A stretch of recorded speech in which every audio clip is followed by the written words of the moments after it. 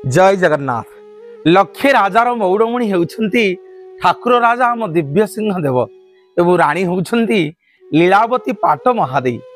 आज्ञा ये दिव्य सिंह देव गोटे ना नुह, आम गजपति प्रकृत ना हूँ जिनामणि कामान्न देव एवं यही जिनामणि कामान्न देव को आम ओडिया जाति जेतेबेले ए गजपति स्थान रे गजपति आसन को अलंकृत कले उपाधि सम्बर्धित करागला जा ना होउछंती दिव्य सिंह देव एवं सी जो विवाह करेंगे जी राणी हेबे आमर तांको ला हम आज्ञा लीलावती पाट महादेवी एवं एमती चारिटा उपाधि ओडिया जाति ता गजपति की आज्ञा सम्मानित करिछि।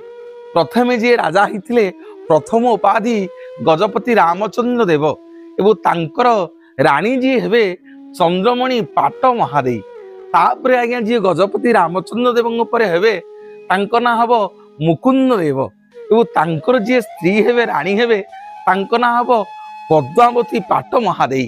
तापर जी गजपति हेबे तांकु उपाधित करा जीवो वीरकेश्वर गजपति वीरकेश्वर देव एवं तांकर स्त्री जी हेबे तांको ना हब सूर्यमणि पाट महादेवी एवं तापर जी गजपति हेबे तांको ना हब दिव्य सिंह देव एवं तांकर स्त्री ना हब लीलावती पाट महादेवी। ये ओडिया जाति ता गजपति महाराज को ठाकुर राजार सम्मान देछि। हे गजपति आपण होउछन्ती हमर ठाकुर राजा। आपण माने सुनिले गोटे सुंदर कथा आश्चर्य होबे महारानी की नहीं।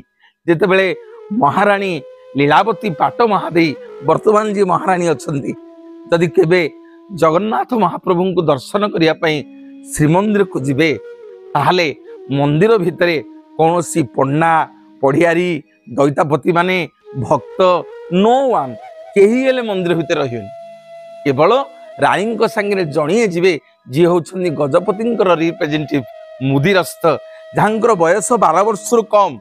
गजपति नथिला बेले मुदिरस्थ समस्त कार्य करती गजपति केवल महारानी सागरे लीलावती पाट महादेवी संगे केवल आज्ञा मुदिरस्थ जीवे शुणिले आपण मैंने आश्चर्य हेबे।